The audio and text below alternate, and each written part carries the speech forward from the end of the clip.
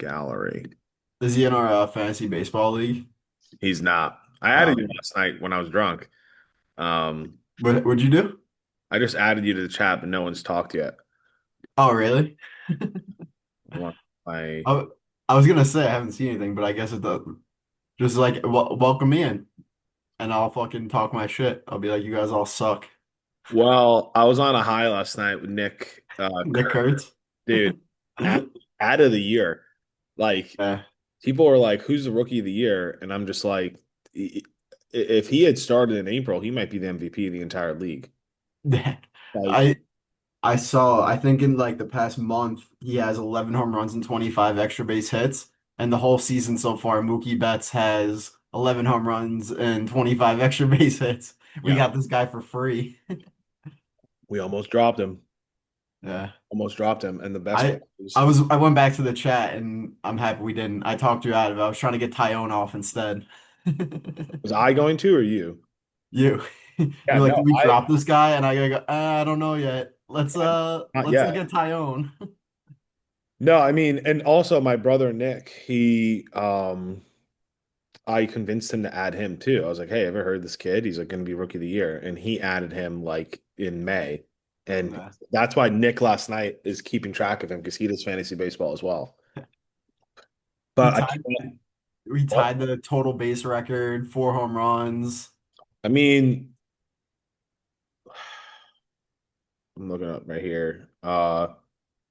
He missed 5 home runs by like an inch too. What he hit it like Oh, a did he? foot below the yeah on his double. He hit the ball maybe missed the home run by like that much.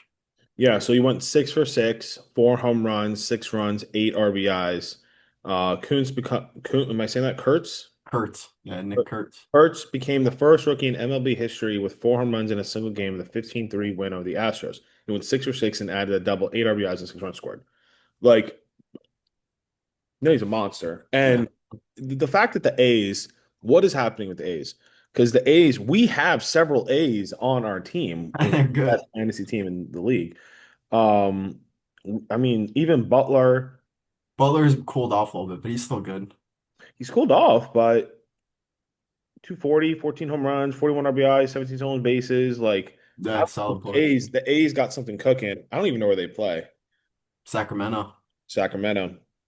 Jacob Wilson. It's a Yeah, sad reality that they're all going to play on other teams in like 3 years. But I like yeah. the little joke to Pat, one of the guests on the show, where I was like, if he was on the Red Sox, he'd be on the Dodgers. And he was like, damn. He actually goes, that was uncalled for. That is messed up. Don't The trade Mookie Betts. the Red Sox have their own pipeline coming up though. Yeah, well, don't trade Mookie Betts. Yeah. You don't trade David Wright. You don't trade Aaron Judge. That's insane. And you don't trade them when you're the fucking Red Sox. Yeah.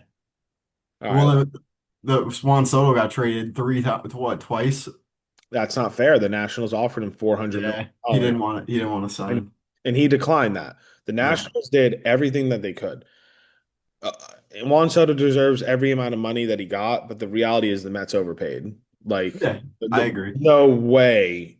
Someone, if you include there's an opt-out clause in 5 years. If you include the 5 million a year on top of it, if he opts in, It's 800 million. no one is worth the money he's getting paid. I believe it's 55 million, then it would go up to like $60 million a year. Like, That's I think it's 51 to 56. yeah, I was just looking at when I was doing my draw up for this. yeah, It's no one's worth that. Aaron Judge gets paid 40. Bryce yeah. Harper gets paid 30. Juan Soto, love you. You're not Barry Bonds on steroids. Like, no one is worth this. But Our owner doesn't care. That's a nice thing. capitalism. All right, All right. go for Welcome back to the Giant and the Jet after about a month hiatus. About, I don't even know honestly the last time we did this, but welcome back. It is July 26th. A very big happy birthday to my grandfather. We've had some stuff go on in the past month. Ping pong tournament that Yep. I was the winner of. Right. We're going to talk about it. We'll talk about it. Three-peat The dynasty. three-peat. The Mets and Yankees got some roller coaster. The Yankees are still going down. The Mets look like they're coming back up. Yeah, Um, it's embarrassing. NFL training camp has started. We'll have some things to talk about with the Jets and the Giants. Hmm. And yeah, welcome back. How you doing, Mike? A little Doing good. hungover? I'm a little hungover. I am trying to be healthy, and apparently, being healthy is drinking liquor with water, and it's brutal. Gotta stay hydrated. Yeah, well, you know what? It turns out a little Coca-Cola actually makes you not as hungover as water because you can really down those drinks with water. So yeah, I don't know if you can tell from my eyes, but I'm a little tired. That's a fact. Not gonna lie. It's the weekend. It is the weekend. Honestly, what really happened last night was I started a side job. I am now an official server for the Olive Garden. Oh, So fine Italian cuisine. fine Italian cuisine, unlimited breadsticks, unlimited salad. It's the works. But I only want to work 1 to 2 days a week because I have a full-time job. And that's fine and dandy, but the training is 4 days in a row. So I did have a week, Monday through Thursday, of working from 7:30 to 3:30, my real job, and then 4:30 to 11 p.m.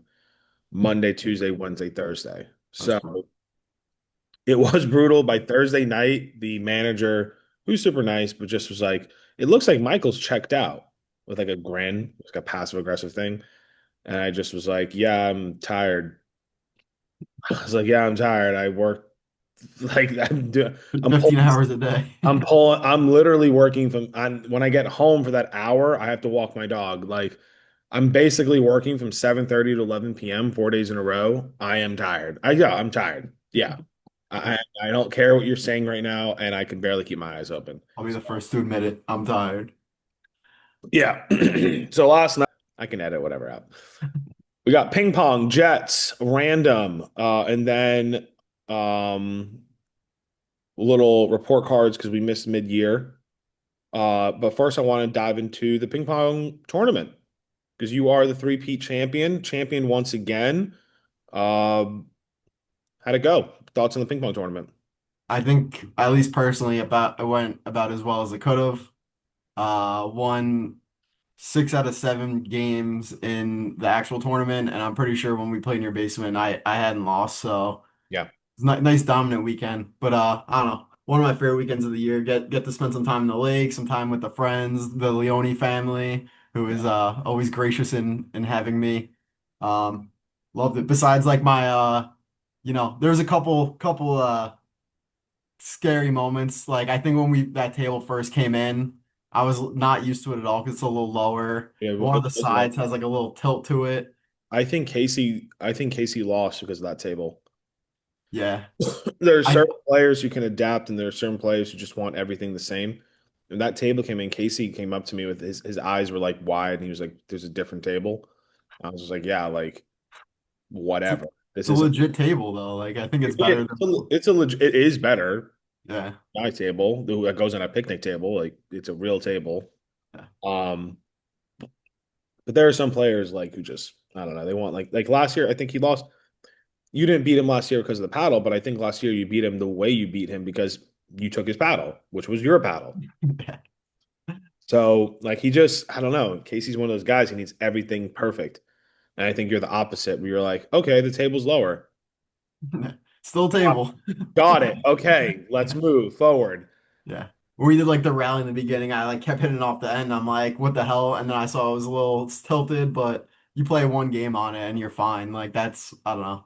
It's at least how it came for me. And then I think Alex gave me a little bit of a heart attack too in that second round because I went up like 7-2 and then all of a sudden it's like 13-10, 13-11, something like that. And I'm like, oh God, like Were can't you go out like this to my one of my best friends. Like that would not be good. This girlfriend there watching, cheering against me.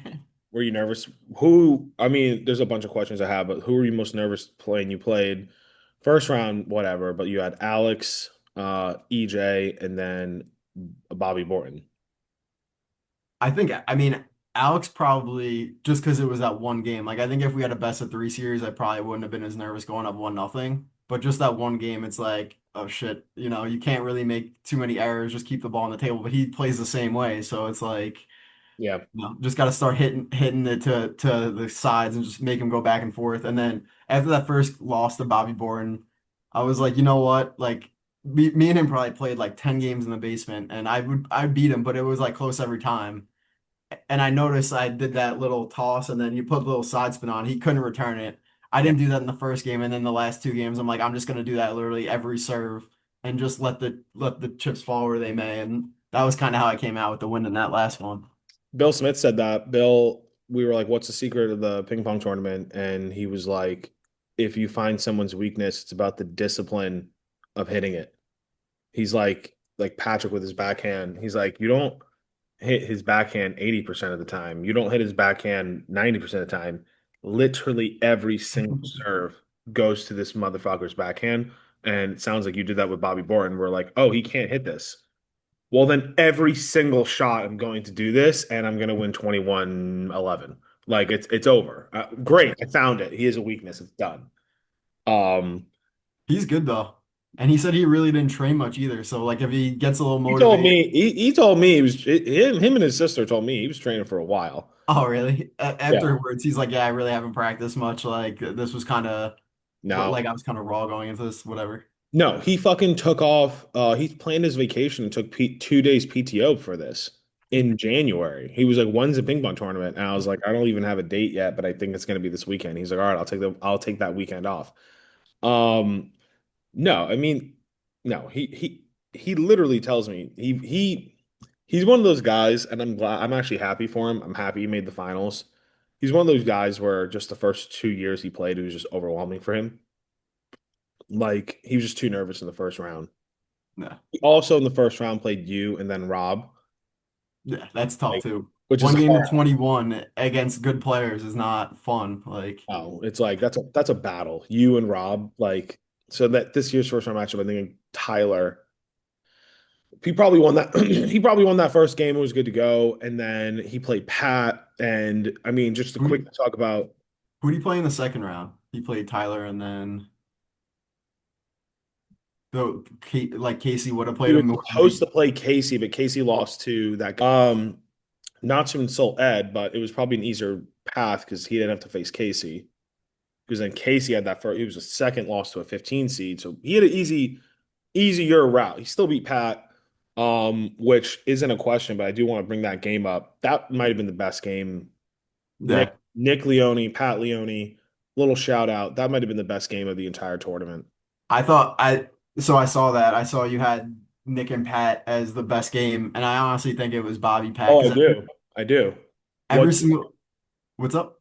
what did you think? I think you had Nick and Pat as the game of the decade, but I honestly thought Pat and Bobby Borden was like probably maybe the best match in ping pong history because they went best of three, every game went to overtime. Pat was down in the second game 20-16. He comes back and wins. Like Mhm. that was about as good as it can get in a best of three ping pong game to 21. Like Well, the real best game was you weren't there. It was the year in Lily's, and Bill Smith beat CJ, who's our like neighbor from Tampa, 36-34. oh my God. That sing one game. Yeah, That that's was the crazy. best. That was I remember being like it was like 32-30, and I remember being like, this is insane. It was Yeah. 36-34. But you're probably right as if for like that's 2 out of 3, but I'm being biased just because they're my brothers. Yeah. I love that game, dude. It was just awesome. I love you can kind of force it, right? You can kind of force the silence. It was so quiet every single point. I Like remember thinking that too. you only heard their feet. Yeah, and the And I ball. was like, have you seen the Harbaugh meme recently where I don't know what's he doing, but he's like looking through something to look at Justin Herbert.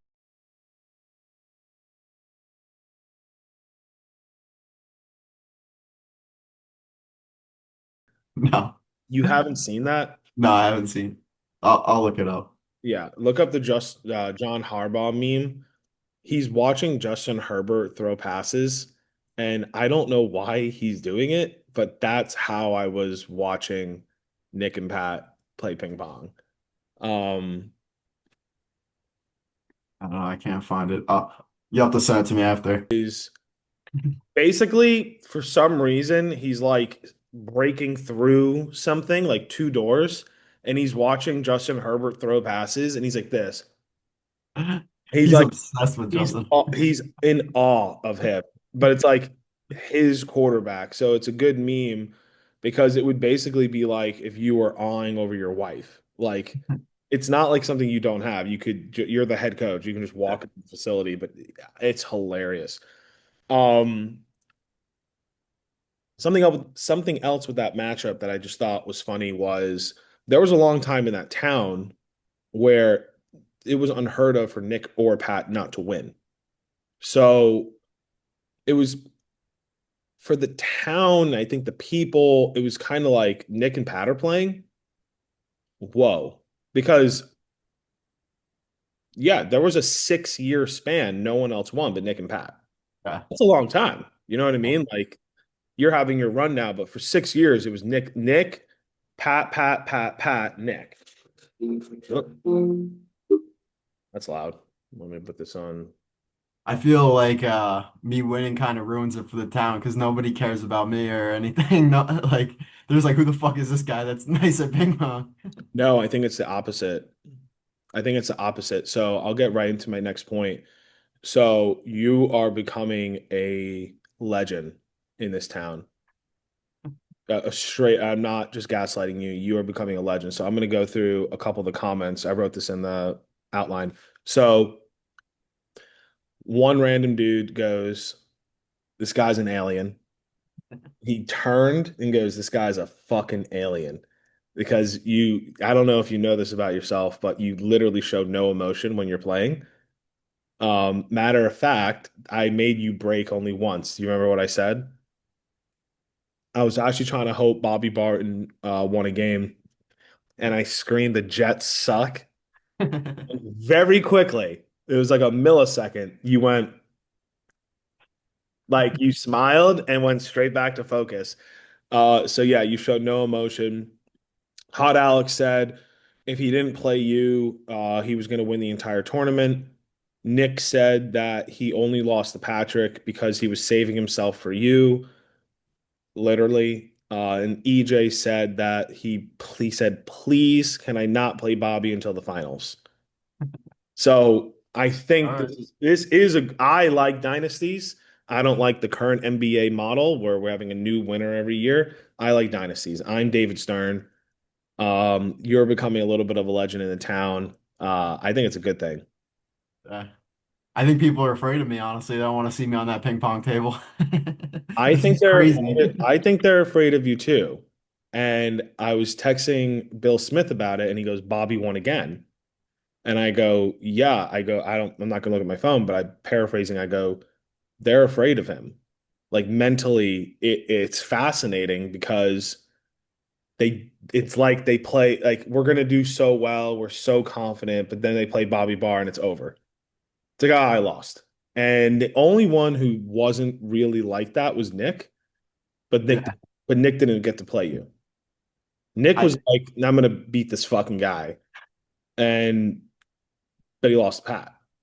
yeah. So I I don't know. He was very confident after last year, but he didn't beat me last year. So like that was the curious thing about Nick to me was he was like, "Oh, I'm gonna beat this guy. I have what it takes." But like we Nick played the has basement and he wasn't really close, and then last year wasn't really close. But you never know with him. I don't know.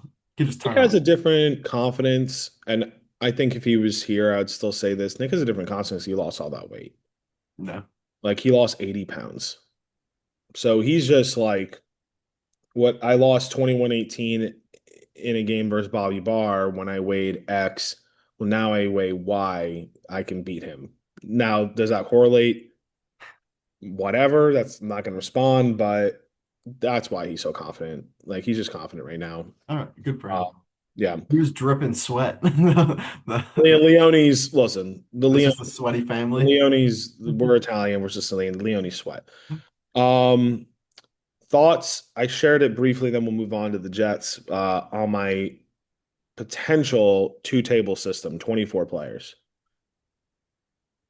I like it. I mean, it's gonna be a bit odd because we have like that centralized uh there we got the MC, everyone crowds around the table. It's gonna be a little bit odd having like a secondary table, and then we have like the center court, which is still inside. Mhm. It's like a tennis tournament, but I think getting more people involved makes it funner. Like just drums up more excitement. We're gonna have more spectators at the end, so Yeah. I like it. I I like think the two. I like the two tables. I like the 24 people. I already wrote out the entire outline. I told Allison, I was like, hey, if I die, this is my passcode to the phone, and this is the seatings. And she was like, what the hell are you this talking? is your responsibility if I die. Well, I'd give it to Nick, but I'd be like, hey, like this is the seat. I have it all mapped out. Like literally, if I got in a car accident, here I screenshotted it. I sent it to her. I was like, this is how it's gonna roll. And she was just like, there's something chemically off with you. Because I think I did it the day after the ping pong tournament. Yeah, And I was like, this is how it's gonna go. But I just think two tables would be fun. And then at the end, it's one table. Like I think once we reach the Elite Eight or the semis, it'd be one table. To get 24 players there, it's not difficult to do two tables. The difficult part would be to actually get 24 guys there or girls. Like it'd be like, holy fuck, I have to actually get these people. But I think with the first eight people with a bye, there'd be a lot more competitive games. Uh, yeah, and that makes it fun. like you wouldn't be beating Ryan Kennedy. Ryan Kennedy would be playing someone like Tyler Calzada and they'd have fun, right? They're part of it. Yeah. So that's just To something. get someone a win too that maybe wouldn't have gotten it if they just started off playing like, me or Pat or Bobby Borden or something like that in the first round. So I know you've won 3 years in a row. It's like I'm saying that because I don't want to like exaggerate. It's hard to win this fucking tournament. yeah. Like I lost two or three times before I won, so like I get it. It's not it's not just I'm better than everyone else, so I'm gonna win. Like I still had to sweat out multiple games, multiple series and everything. like you So gotta beat people like on a normal path. A normal path, you still gotta beat a Tyler or a Sean Kennedy or a Bobby Borton. Then you gotta beat like an Alex or a Nick. Then you gotta beat a Bobby or a Bill. And then you gotta beat another. If you beat the Bill, then you have to play the Bobby. Like it's hard to win. It's hard. It's hard to make the finals. It's hard to make the semis. Like it's crazy, but so much fun. I love that tournament. yeah, me too. Um, Highlight One of the highlights of the year every time. I said that before, I'll say it again. I was talking to Nick, and I was like, Nick, I think you know, it kind of died out. So it was big when we were teenagers, and then it kind of died out when we were like 21, 22. It was kind of like, oh wait, we're still doing this. But then it got really big again when our late 20s and now early 30s. And I think that's because like all of us are so obsessed with sports. We love sports. We used to play sports. There really is no time besides this day where it gets the juices flowing. You like Yeah, for a game, the butterflies, you're in competition. You're not gambling, you're not drinking. You're playing like you know yeah. what I mean? It's you against another person, and Yeah. that's it. And And with a bunch of people watching. and you're 30 and this is it. Like Yeah, one day a year you get to be Nick said it. Nick goes, one day a year I am back. I'm a Jesuit football player and I get to play. yeah, And also it's not physically demanding. It's not a full court basketball game where you have to like be in shape or you have to hit people. It's like, no, it's just ping pong. So I don't know. People get awfully sweaty. Like not even just Nick. Like I was sweating. I'm sure Pat and Bobby, Bobby were both sweating in that like marathon of a game I match. think one of the reasons Bobby Borton lost, there's a lot of reasons, one being you being good. But I think one of the reasons he lost was he like Pat drained him and he played 3 games. He played 6 games in 30, 40 minutes. Like it's Yeah, exhausting. it is. Exhausting. Yeah, And we gave him like a 2 minute warning. I actually go, want a 2 minute break? And he goes, yes. yeah, All yeah. right. I think he took more than 2 minutes too, honestly. And I don't blame him. I would have taken like 10 minutes and just went to the bathroom, washed my face off, got a nice drink, sat down for a minute, like just You know, it's completely funny. I recovered. started volleying with you. So Yeah. this is me just being conceited as fuck, but I was following with you and I could tell people were watching me because I don't play. And then I sat down and two different people were like, "We're watching you there. We're watching you play." And I was just like, I wasn't playing. I was just following. We both were just going like this. I was drunk. I was sipping my drink. I was just like this. Yeah. And they were like, "Whoa!" It was Mikey's dad and one of the new guys, Sean. He was like, "Oh, so I was watching you," and I was like, "That." I was just hitting the ball back, That was dude. not real. That was I I was don't think either of us literally moved just our balling. feet. I wasn't moving. I was drinking my rum and coke. I was just balling with Bob. Yeah. Um, no, but it was great. All right, moving forward. So, did you ever watch Nick and Richard Mignette's Substitute podcast? I've never even heard of that. Nick and Richard. Oh, the substitute podcast for the Giant and the Jet. I watched all the clips. I didn't actually get to watch the full thing start to finish, but They're all over the fucking place. So I had to watch the whole thing to edit it. They don't, so like right there, I just said, okay, we're moving on. And now be that first whatever is a clip. it's ping pong, and Now now it's we're something on to else. the Jets. Like Yeah. they had, if I were to cut, not cut, if I were to write chapters on YouTube for everything they talked about, I think it was 55 different things. I go, Nick, you didn't keep track. You didn't you didn't stay, Uh, you didn't do anything. yeah. Did they have an outline and they just like did whatever, or They just winged it. yeah, that's what it is. Okay. They just winged it. And I was like, dude, you gotta help me a little bit with this. But thank you, Nick and Richard.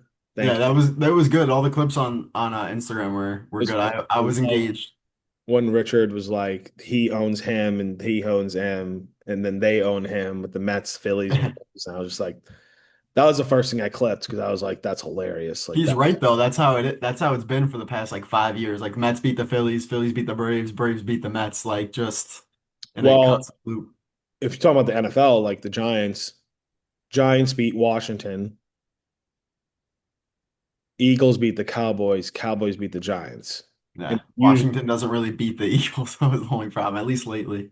well, we'll see with Jaden Daniels, but like in the past like 10 years. And then the Eagles and Giants usually split, but it's just this never ending cycle. So yeah, it's really weird. Moving on to the Jets. Thoughts on your Jets fan? Thoughts on obviously thoughts on Garrett Wilson and Sauce getting big money. What does that say about new leadership, new coach, and the team moving forward? I think it's a good sign. I know.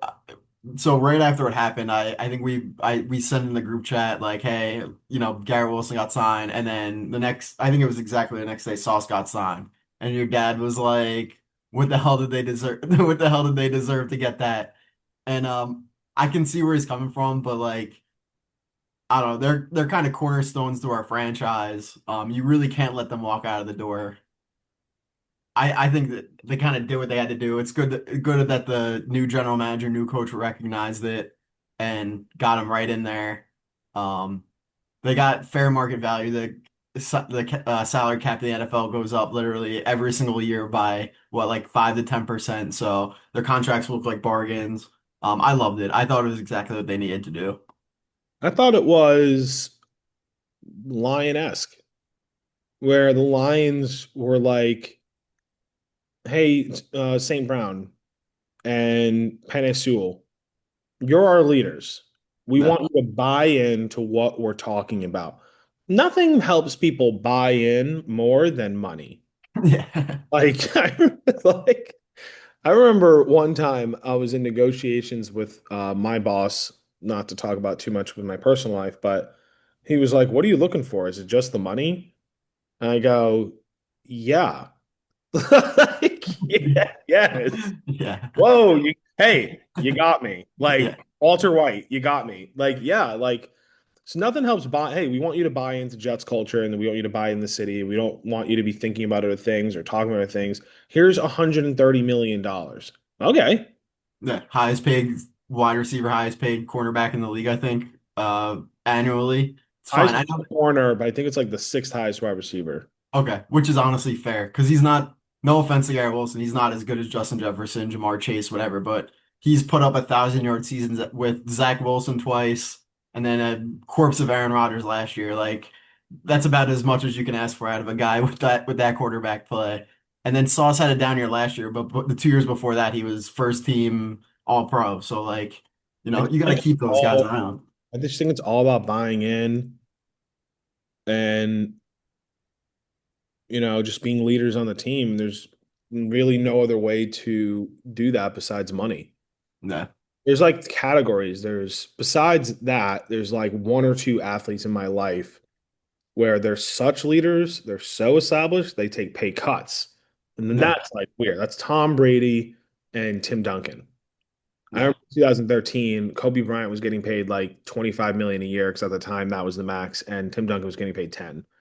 And he was just like, yeah, well, I want to afford a bench and I want to win. So that's the next level, but no one's at that level. Like there's only like It's also different in basketball, and I think for a quarterback too, where you can, as an NBA player, you got maybe what eight to nine other guys on the team that need to get paid, and then the quarterback, if you're like the head of the operation, you need the rest of the guys on your team to kind of not necessarily carry you because you're the one carrying, but you need other guys to be able to lift you up and make big plays when you need it. I think with like a cornerback and a wide receiver, they're getting paid a lot, but it's not like they're getting paid 50 to 60 million dollars a year. So yeah. No, I agree. I think it was a great move by the Jets, honestly. yeah, My dad's actually just grabbing something. yeah. Um, I think my dad's wrong. My dad's he's just older. He likes to take a shot at the Jets too. Like I totally understand. I think that's what that group chat is. It's mainly you guys taking shots at the Jets and the Mets, and then me responding and getting six responses calling me an idiot or whatever. So that's But you that's got about how you it goes. got you got there's a couple Jets fans in there. Yeah, that's true. We Got got Dusty. Kevin and Dusty. Yeah, Dusty's a Mets fan too, even though he doesn't want to act like it. But Hey, but Dusty actually is a Mets fan. He like randomly became a Yankees fan in college. I was like, didn't you have a David Wright jersey? Like, didn't you have a David Wright jersey? And he was just like, huh? I was like, don't huh me. You're a Mets fan. You can't just be a Yankees fan. That's crazy. yeah, that's flip-flopping. You're not Big Cat. You're Yeah. not Big Cat where you can just be a Patriots fan for three Super Bowls and decide to be a Bears fan. That makes no fucking sense. I I remember playing him in MLB The Show in like 2015, 2016, around then, and he picked the Mets as his team to play against me, and it's like no, no, you're a Yankees fan. no. Dusty's a Mets fan. We all know that. Anyway, I Um, wanted to just bring up one other thing about the Jets. Go ahead. What the hell was that reporting about the Justin Fields injury? They acted like he got shot on the field and he was going to be out the rest of the season.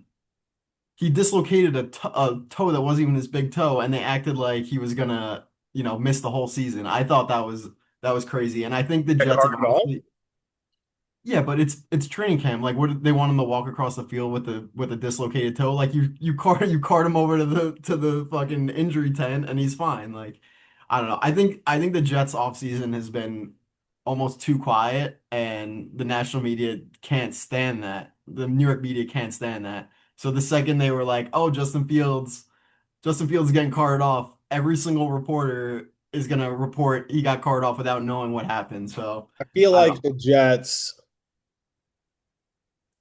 I want to say this without making a joke. I feel like the Jets,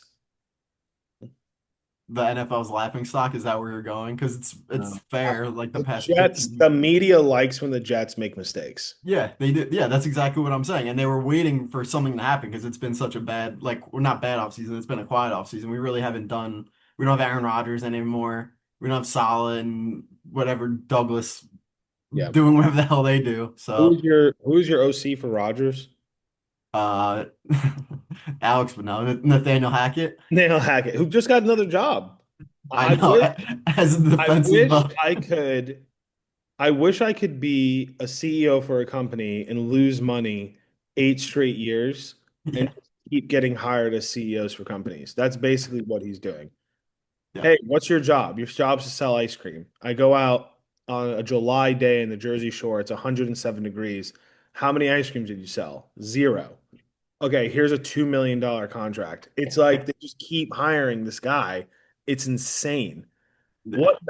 What is happening here? Is his uncle the NFL commissioner's brother? Like, I feel like he is somehow tied in. Maybe not. I don't know. Maybe I'm thinking of the Falcons, or what was it, the Titans old coach who's like the FedEx, the son of the FedEx like creator or whatever owner, whatever it is. But yeah. Going back to it, the Jets, the media wants the Jets to be laughed at, and that was the whole thing with the Justin Fields injury. I just needed to bring that up because like that really bothered me. It came out an hour later, he was completely fine, and then he practices the next day, and it's like, all right, like Hey, so where would you take Garrett Wilson in fantasy, actually? Because I've been doing mock drafts. He's there in like the fifth round. And yeah, that's. in my brain, he could be a second to third round pick. Like, where would you pick him? I think it depends whether it's like PPR or standard. So you've Hardly, got to hardly. figure It's not PPR. not PPR. So I mean probably like fourth or fifth is fair because Justin Fields isn't the best passer. So it's not like I feel you like know, Justin Fields is only going to throw to him. yeah, that's true. He's not going to I mean, listen. we don't really have anybody else is the other Listen, issue. So like he's gonna get doubled. we all know Justin Fields is not going to go through his progressions. He's not going to be like, "Oh, Garrett Wilson's doubled. Let me now go through the progression." He's not Drew Brees. He's Yeah. going to hike it, play action, roll to his right, and he's throwing to Garrett Wilson Or no he's running. what. Like there is nothing that's going to stop him. I watched him for a year with DJ Moore. He sucks. But with DJ Moore, it was fantastic because he only threw to DJ Moore. He would have like 16 targets, but seven receptions. It was insane. 16 targets thrown his way, two interceptions, but 80 yards and a touchdown. It's unbelievable. Yeah. I think the Jets aren't going to throw a lot though, which is another reason why I'm not saying he should be second or third round pick. I think they're going to run the ball like 60% of the time this year. They have Brees Hall, Fields, and All then we day. have these two younger guys, Allen, and I can't remember the third guy's name, but I think they're just going to pound the crap out of the ball. They want to take a page out of the Lions playbook, except they don't have Jared Goff who can find an open target. So, I don't um, think Jared Goff, they don't have that line. their line's getting better. Two first round picks in the past year. They have a good center. Elijah Vera Tucker. I don't know. I think their line's actually gonna be pretty good, but Okay. it's the Jets, so they'll probably all get hurt by like week 8, and then we'll have a dumpster of a offensive line. Okay. Before Yankees and Mets, I want to just do a couple of random things that I just wrote down. Um, I'm gonna go random and then give me feedback. All right. Okay. I think it's funny how people can age themselves based on sports takes. So there was a sports take where it was bench, start, and cut, and it was LaDainian Tomlinson, Adrian Peterson, and Christian McCaffrey. So before I go into my take, bench, start, bench, cut, AP, LT, CMC. Who do you do?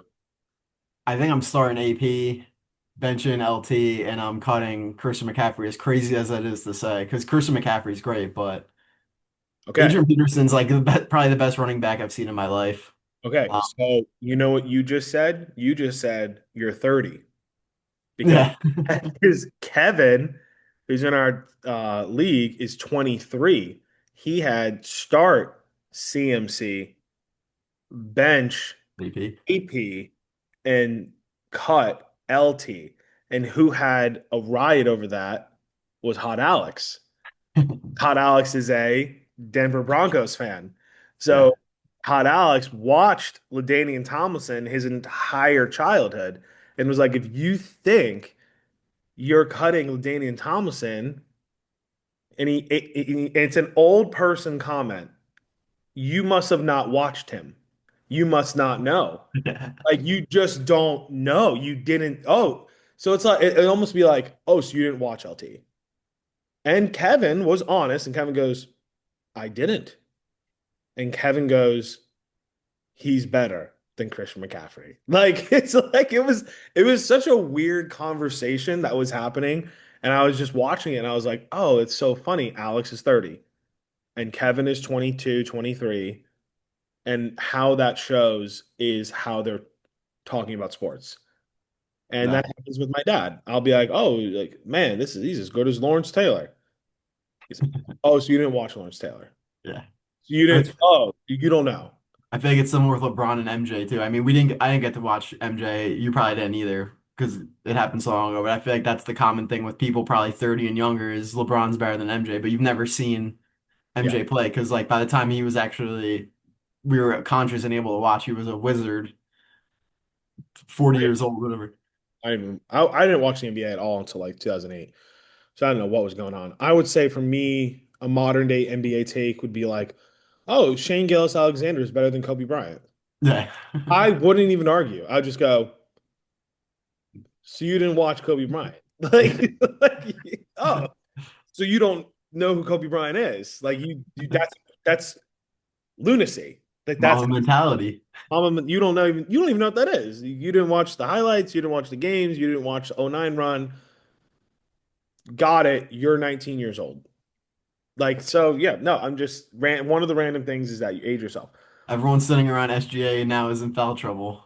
Crickets.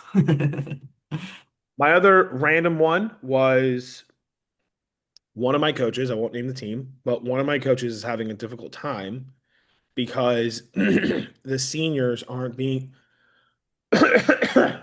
whoa, edit out. Edit. The seniors are being difficult. They're being annoying, they're being petty, blah blah. So the leaders on the team are the sophomores and the juniors. And I just remember in high school sports, popularity does matter. And I was going to ask you if you were on a high school team where the seniors kind of sucked, but they were more popular than you, so you couldn't really yell at them. I feel like it's the only dynamic because it doesn't really happen in college. It doesn't happen in the pros. It doesn't happen on a club team because on a club team, everyone's the same age. I feel like high school is the only place on a sports team where, yeah, the senior might not be as good as you, but he's so much more popular than you. You can't yell at him. I just wrote that down as like a little fun thing. Does that ever happen to you? I mean, not personally, but I can get it. I honestly, I think I got like so my senior year, I was the captain of the volleyball team, and one of the guys was like, he doesn't deserve, he doesn't deserve to be the captain, and I don't know why I got named. I guess just because I was like probably the oldest on the team, I had the most experience, but I think that the coaches liked me, and I was probably I'm not saying I was popular in high school because I definitely wasn't, but like I think I was like well liked amongst the team and everything, but like the kid on the team, one of the kids on the team was like, yeah, he doesn't deserve to be the captain. Like, he doesn't have captain leadership. Everyone just likes him, pretty much is how it went. So I think it does matter, honestly. Yeah, no, pop just straight up popularity. And then the other random thing was I was just watching soccer. In soccer in England, there are 18 teams in London. I didn't realize there was that many, honestly. I thought it was less. 18. The population of London and New York are relative. They're both above 8 million, both below 9 million. How many teams would be in New York if if it was like soccer or like if the NFL was like soccer, how many teams could be in New York? I wrote mine down. What do you think? So I think Manhattan probably it's just like it's hard based on geography because obviously we're not going to tear down skyscrapers to build soccer Yeah, no, stadiums. just imagine there's land. So I think Manhattan has three. Okay. Each of the boroughs probably has one. I had four. Would you? I saw on your list. Would you have Manhattan, Upper East Side, Upper West Side, Five Eye, and Harlem? Those are your four. I had Midtown and Yeah, Harlem, so I guess I had six. Is Harlem part of Manhattan? yeah, Then I had six. you had six. What's the? What am I missing? I had Upper East Side, Upper West Side, Five Eye, and I had Harlem, and I removed Harlem from my list. What was the other one that you had? I had But that Midtown, Harlem. I'm just gonna oh, give you you had mine. Midtown. I had Bronx, Brooklyn, Queens, Yeah, Staten Island, I agree with all those. They should each borough would have their own team. Long Island. Then I because th Long Island, I think would have two, okay, Nassau County and Suffolk County. times two. I have just I'm doing New York State in general. Albany, Buffalo, Saratoga, Rochester, Syracuse. The one I disagreed with there was Saratoga. I don't think Saratoga would have their own team. I think that would be Albany, and then I had Binghamton instead of Saratoga. Okay. So, but we agree that that's one team. So it's 1, 2, 3, 4, 5, 6, 7, 8, 9, 10, 11, 12, 13, 14, 15, 16. In the state of New York, if they were their own country, like soccer, they'd have 16 teams. I had 14, close enough. Yeah. It would be crazy though. That'd be funny. Yeah, Like, not just Yankees, Mets, like 8 teams. Like, imagine 8 baseball teams in the city of New York. Like, yeah, it's just so weird. Like, the fact that there are 18 teams in London and not minor teams. It's like Arsenal, Chelsea, Tottenham, like major players on the board. Like, I guess that would be like if the Giants and the Dodgers didn't leave. yeah. So it'd be the Brooklyn Dodgers, the New York. Queens and Mets, the Yeah, Bronx Yankees, and let's just say the Manhattan Giants. yeah. That'd Staten be Island doesn't get one. what were they in Staten Island? I don't know. No, they just don't, Staten Island just doesn't get a team is funny to me, and it's completely Fucking fair. Staten Island, they can get the White Sox or the A's. All right. Yeah, I mean, I guess it's a little different though with soccer because there's relegation, promotion, all that stuff. Like, Oh, you know why I got into this? I was watching the season finale of Wrexham. yeah, What a show. Season finale, season four. I Uh, haven't watched it yet, any of it. from where they started to where they are now, it's really an amazing story. Is Wrexham. You got nothing going on. Like Florida's about to hit hurricane season. If you're trapped in a hurricane or you're going to hit a blizzard eventually, just watch a little Wrexham. Basically, it's Ryan Gosling and Rob Mack because he changed his name. Yeah, I saw that.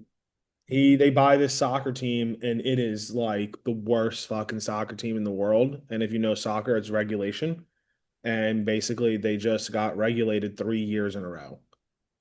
So they started here in the fourth. There's first and the fourth. They were fourth, third, second. Now they're in the Champion League, and the city's just it's roaring. But it's not a city; it's like a town. Yeah. It's like they don't have skyscrapers. It's just this town. It'd be like if Syracuse all of a sudden had like a minor league team, and all of a sudden they're just like one step away from being a single A team, and they all of a sudden are almost the major league team, basically in baseball or something like that. Yeah, I mean, literally, it would be if there's a minor league team here in Dunedin, Florida. It's the Blue Jays. It would be like the minor league team is in the Major League Baseball versus the Yankees and the Mets. It's like, Yeah, how is this possible? And Rob Mack was actually talking about it. They're like, what's your big move next year? And he's like, actually, our next move next year isn't a player move. So the first year they hired a manager. The next year they got all these new players. He's like, now it's to rebuild the stadium because that's it's cool. so shitty. He's like, we have to build the infrastructure. He's like, I know it's not sexy, but we have to build a new stadium. It's so bad. So Yeah. it's That's a probably a requirement almost to be in the Premier League is you have to have like certain stadium requirements or something like that. You have to fit a certain amount of people to be a certain size. yeah, no, it's great. Actually, I have one more random. I was watching two things. I was watching Aaron Judge at bat, and I was watching ESPN Top 10. I don't know about you or anyone else out there, but for ESPN Top 10, I always stop what I'm doing and I watch the top 10. Yeah. Say out loud, top 10. We did And that in the bar like 3 times when I was up in Bolton Landing. We all stopped and watched and we would go, I don't know about that one or what the oh, so top 10. I was thinking about this. I was like, how many baseball players in my life, every single time they're at bat, I stop what I do, and I watch them. I wrote it down, and then I want to hear you. It's eight for me, because I'm a Yankees fan. It was A-Rod. as, as you go, I'm gonna say whether I agree or disagree, and then I'll add the few people I added to the list as well. Okay, ESPN top 10 effect for MLB ball players. When they're at bat, I stop what I do. Alex Rodriguez. Yes. For me, Manny Ramirez and David Ortiz. Manny, no. David Ortiz, yes. Aaron Judge, Yeah. Albert Pujols. Yep. I just I don't Pri- care. Cardinals are Albert Pujols. Once he went to Cardinals, the Angels, I not wouldn't have not cared. Angels, Yeah. Cardinals. And then Mariano Rivera, where I'm never gonna go to bed if I know after this commercial break, Mariano Rivera is coming up next. Yep. Whereas now I do the opposite. So I'm pulling a Emilio, Big E. If we're winning in the eighth, I actually go to sleep because my thought process is there's only two ways. We're not the eighth, the bottom of the ninth.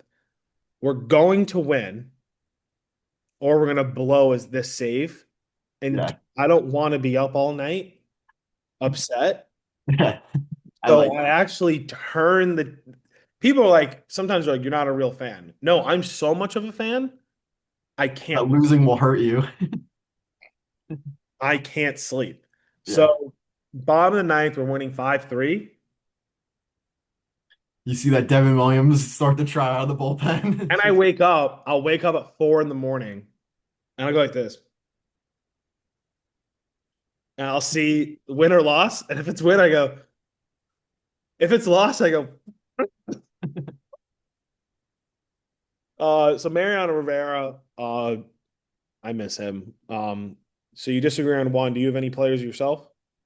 So I think the three, like, probably they're older, so I probably wouldn't have, like, if they played now, I probably would do it, but I was younger when they played. So Barry Bonds, I think is almost undoubtedly he was gonna either get intentionally walked, or hit a home run. Are you saying that overall or for yourself? For myself, for myself, isn't that? Yeah, I'm saying like you watched Barry Bonds. Like I was too young. Yeah, no, I'm saying like if he played now, I think he's one of the guys that I No, no, would no. go out. Just do yourself. Like when you were a kid. I didn't care about any other teams in the Mets until like recently, so Yeah. So who? okay. Yeah. Uh, so I mean, Juan Soto this year, I feel like every time he's up, I'm like, what's this guy gonna do? He's getting paid all this money. He's a beast. Like, is he Okay. gonna draw a walk? Is he gonna rip the ball? And then I think the other big one was Jacob deGrom. He was on some like mediocre to bad teams for like from like 2016 or 2017 through like 2020 on the Mets. And regardless, I was gonna turn on and watch him pitch because it was just like he's gonna go 6 innings, allow 2 hits and 1 run. The Mets are gonna lose 1-0, but he was just that dominant. He had some. Um, He had some crazy years. yeah. And then I don't really do this, but I guess during the playoffs I probably do it more. So it was like Otani, just. I don't know. He's just amazing. He swings the bat so fucking hard and the ball flies off it. So that'd probably be the other person I'd add to the list. I don't go out of my way to watch the Dodgers though, because I don't really like the Dodgers. I think they're an asshole organization. But Yeah. I'm just looking up DeGrom stats. Wow. DeGrom won the Cy Young. yeah, He won the Cy oh, Young, and his record was 10-9. yeah. What was his ERA? Uh, I'm gonna guess, or you ask me 32 starts. what year is this? 2018, Yeah, and he 2019. had 217 innings. So this is a real, this isn't like a closer. 2.12. 1.7. Whew. And he was 10-9. What was Yeah. happening on that team? It's like Skeens now with the Pirates, where like he'll pitch 7 innings of shutout ball, and then they'll lose 1-0. The guy will come in and relieve him and let up a run, and they'll lose 1-0. It's the And same. he won another Cy Young the next year, led the league in WAR, led the league 2.48 ERA. He went 11-8. God, the fucking Mets. And then I want to say it was 2021. It was a shortened season, but he had like a 1.4 ERA before he got hurt or something like that. It was like something ridiculous. Well, 2020 was a shortened season. Yeah, but like he got hurt in 2021, right? He was 7-2 with a 1.08 ERA. Yeah, and then he got hurt, and he like wasn't the same for like 3 years after that. Yeah. Wow, Yeah, he's amazing. what a pitcher. Um, He's doing good this year too. What's his ERA right now? It's like 2 point like 8 or something. Some wait 1 second. How do I minimize this? Sorry. 2.28. Back to it, right back to it. I'm Second hoping he gets Garrett home. Cole. I'm hoping Garrett Cole has a little Justin Verlander in him, and like over the next 5 years, he has another like a renaissance. I could see it. He's probably gonna miss like the first half of next year, I'd imagine though. But Yeah, his presence missed this year. We're yeah, gonna talk about the Yanks and the Mets next, but his presence, Garrett Cole's presence is just missed. Like even if he just goes 6 innings, 3 or 4 earned, he's just get a starter out there where you know you got some innings, you don't have to burn a bullpen day, just a leader. Like you can lead as much as you want, but if you're not playing, just not the same. I miss Garrett Cole. All right, straight into Yanks and Mets. So we missed the All-Star break, but we're gonna do report cards. yeah, So give me state of the dress on the Mets, and then we're gonna do a report card of the season so far. We missed the All-Star break, but we're just gonna do a mid-season report card because we just like yeah. always. We're at about like 105 games, so we'll say it's the 100 game report card. Even though if it was 100 games, the Mets would have five less wins because they've been on a 5 game winning streak. Um, but I don't know. I think overall State of the Union. So I want to say from like mid June to like mid July, like 10 and 20 stretch, which is why we haven't. I, Baseball's been so weird this year. I don't know if you've been paying. I'm guessing you have, but Yeah. like there's not really a team that's better than every other team. The best Well, record, people thought the Dodgers, but they're just not. their pitching is destroyed. Wait, yeah. Anyway, so state of the Mets, 10 and 20 from like mid June through mid July, which is underwhelming for the roster that they have. They were missing some big time pitchers though. Mania was out, Montas was just coming back, and Senga was out for about a month. I think that led to a big part of it because we kept having to throw these bullpen games with guys who probably shouldn't be on a major league roster.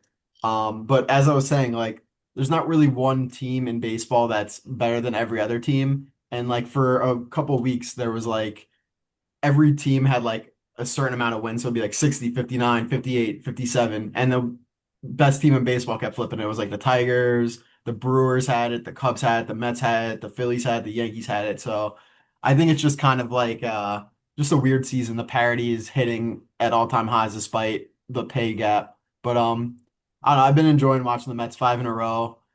Took the last one from the Reds, swept the Angels in kind of a series where the Angels gave it to us, and then we just smacked around the Giants last night. So I'm happy. I think they're gonna start hitting their stride a little bit. They do have a tough schedule coming up. They play like the Giants twice, the Padres, the Phillies, the Braves who own us somehow. I every time I see them on the schedule, I'm like, fuck, like we gotta play this team again. Even though they're like 47 and like whatever, 47 and 60. But I'm happy with the Mets. I don't know. I can't complain right now. We're first in the East by a half game over the Phillies, and it seems like that's going to keep flip-flopping until the end of the year. So, Any major, the next time we do a pod, probably past the All-Star. No, trade deadline. any major trades you want to see? Um, I think like we got to. So we traded for that guy Gregory Soto last night from the Orioles, who I think he's not the best, but we just need arms in the pen that are major league caliber, and I think that's exactly what he is. He'll pitch around a 4 ERA. He gets out lefties. He throws hard, so that's good. I think they're gonna add another right-handed pitcher. Um, I would like to see them take like a big swing and go for like Duran or like Griffin Jacks from the Twins or something along those lines. I don't think they'll do that. Just because our GM is stingy, he doesn't want to give up a ton of prospects for like a year of a reliever, 2 years of a reliever, or whatever. And then they really need to address center field. The problem is there's no center fielders to trade for that are having good season. So it's like Luis Robert. Trent Uh, Grisham, do it. Take who him. would the Yankees get back? I don't even know what trade would work We between you. don't want anything back. Just take Trent Grisham, and we'll bring up Spencer Jones. I'll take Trent Grisham for free. I mean, he's having a good season, so Matter of fact, write us a postcard from Queens. sure. That's how much I want to give away Trent Grisham, that stupid fucking mustache. Go, he has 15 home runs. Yeah, he's batting 240. That's not bad in today's baseball, though, is the thing. Guess what? Go ahead, keep going, because yeah, it is. My whole thing that I'm about to talk about, it is though. It is bad still. Yeah, but like no team, like no collective team in baseball is hitting above 260. Like Fine. 240 is okay. Okay. Go ahead. Well, go ahead. Keep going. Anyway, so we need a center fielder. So I think the options probably right now are Luis Robert from the White Sox, Harrison Bader, who was on the team last year. I would say Byron Buxton from the Twins. I don't think he's going to waive his no trade clause, which stinks. And I think those are the big three options really for the Mets, at least in center field. But that is a position they need to address. They don't have like a true guy who can hit and field like Tyrone Taylor. We'll get to it on the report card, actually. I'll talk about center field on the report card. But I think those are the big moves that are left for the Mets outside of that Soto trade that they made yesterday. Yeah. And I'm sure you have a lot to vent about and talk about, but let's hear about your Yankees. It's just the same thing. It's it well, I'll watch my words here. You were there in college. You were my roommate. I was sometimes you're in a relationship. I was in a relationship where it's the same thing. You're in a toxic relationship. Me and you, not me and you, me and my college girlfriend. And it's not her fault. It's not my fault. It just didn't work. That's perfect. It just isn't working. Aaron Boone, Brian Cashman, and I'm going to throw in Aaron Judge. This collective group isn't working. It's a toxic relationship.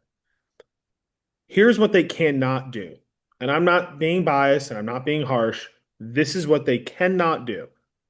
They cannot field. They cannot field in the outfield, third base, shortstop, catcher, pitcher. And Paul Goldschmidt isn't that great at first. So where They're can they old. field? Right field, not Gold Glove, but right field and second. Okay. They cannot run the bases. They can't run the bases. It's actually shocking how bad they are at running the bases. When I say shocking, I mean I'm an athletic director and I watch sports. I watch my high school team run bases, field balls, 20 to 25 games a year. We are worse than my high school team. I would honestly say we're worse than a lot of high school teams. We cannot run. We cannot bunt. We cannot steal. We cannot throw the runner out from stealing. We cannot keep the player. It's so small. We can't even keep the player at first. We have no pickout move. We can't play baseball. And somehow, some way, we just keep floating because Aaron Judge is still batting 350. He's You gonna guys hit home runs like crazy. Like that's their saving grace. You hit home runs like at a crazy clip. I know. It's the same thing. It's the same thing for 8 years. It's a toxic relationship. The home run gets hit last night by Stanton. We go up 3-2. I'm having my high noon and I'm smiling. And then we make an error at first, throwing out the runner at home run. We're down 6-3. It's the same thing. We cannot run the bases. We cannot field. We cannot hit for average. I know you just said 240 is the thing. We're not batting 240. Our third and shortstop are batting under 220. And I don't care about Volpe hit a home run last night. I do not care about analytics. Holy fuck. I'm by myself. Only my dog's here. I would say this by myself at the wall. I don't care about analytics. If you can't bat 250, you're not a good baseball player.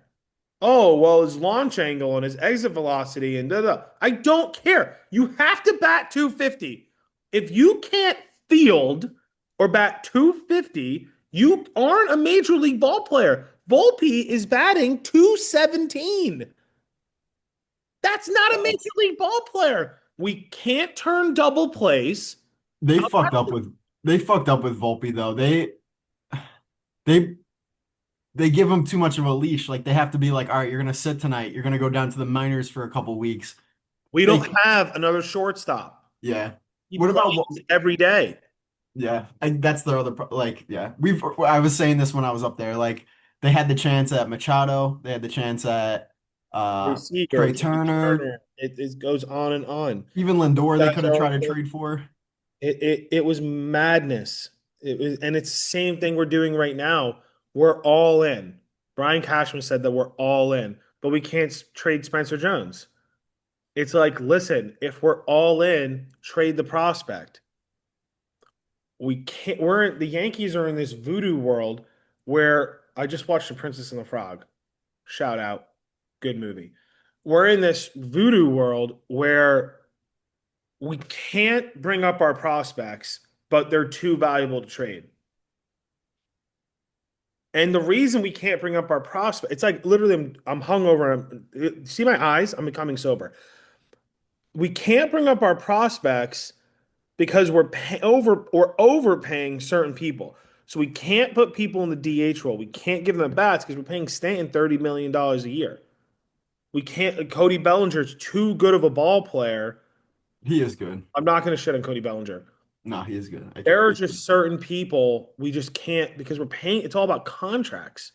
So we can't bring up our minor league players and develop them properly, but we don't want to trade them because they're too valuable. And it's been 8 years. 2017, this madness started. 17, 18, 19, 20, 21, 22, 23, 24, 25. 9 years. The state of the Yankees, it hasn't changed. We're going to make the playoffs. We're going to be hopeful. We're going to maybe get past the wild card round. We're going to hit a first or second round matchup that we can't overcome. And the I only think reason we did last year was because of Juan Soto. yeah. And then Well, and the reason why they're not going to be able to overcome that first or second round matchup is it's going to be a pesky team like the Red Sox or the Blue Jays or the Astros who just put the ball in play and run hard it and they was the make the plays in the best. field. It was the best statistic I've ever seen. It was The more errors than home, yeah, 7 home runs, 12 Yankees errors. had 7 home runs. The Blue Jays had one. The Yankees had seven errors. The Blue Jays had two. The Blue Jays won the series. Yeah, We can't. it's We fundamental can't. baseball is really what it is. We cannot field. We They cannot had, run. and I think so that's just that last series. I think in the season series against the Blue Jays, the Yankees have 12 errors in 10 games or something like that. We can't. It's. We can't run. We can't. So what's the solution? Like I think you and Nick have even mentioned this. Like going to the World Series last year was probably the worst thing that could have happened to the I Yankees said that before the organization. run. If we had a podcast last year, I would have said that every single week. The worst thing that happened to the New York Yankees. I said this before the playoffs. I go, you know what I'm dreading? The Yankees making the World Series. This is working and extending everyone. It was the worst thing. And the Astros lost, Baltimore lost, and the Red Sox weren't there. It was one of those weird years. It would be like if Bobby Boren made the. It was like Bobby Boren. No offense to Bobby Boren, but Bobby Boren played Tyler. Then Casey lost. Then he whooped Rob. And then let's say you lost to EJ. Like he just had this run. And it was like, oh, what I'm doing is working. What's the solution? Same solution I've been saying for 5 years. Fire Boone and Cashman. Everyone. Yeah. I'd fire the GM. I'd fire the manager. I'd fire every position coach. I'd fire the game operations person. I'd fire Meredith. The Scouts. The scouts. I'd fire the scouts. I'd fire the minor league coaches. I'd fire this. I'm being serious. I'd fire the ball boys. I'd fire the hot dog salesman. Hot dogs, I'd fire them. I would fire I'd fire the parking attendants outside. I would buy the parking lot as a Yankees organization and then fire whoever's working there. I'd fire the person scalping tickets. I would be like, here's $1 million, leave. I'd burn the trees outside of the stadium I'd burn them and like remember the Grinch when the Anusaurus. I'd burn everything around the stadium, and that's how I'm gonna fix the Yankees. Everyone's gone. Everyone's fired. I'm not doing this as a bit. Everyone is fired. Everyone. I would. Does Hal need to sell? Is that really what the I was gonna say something crazy. Uh, we're gonna say Hal needs to die? no, I'm gonna edit this out. I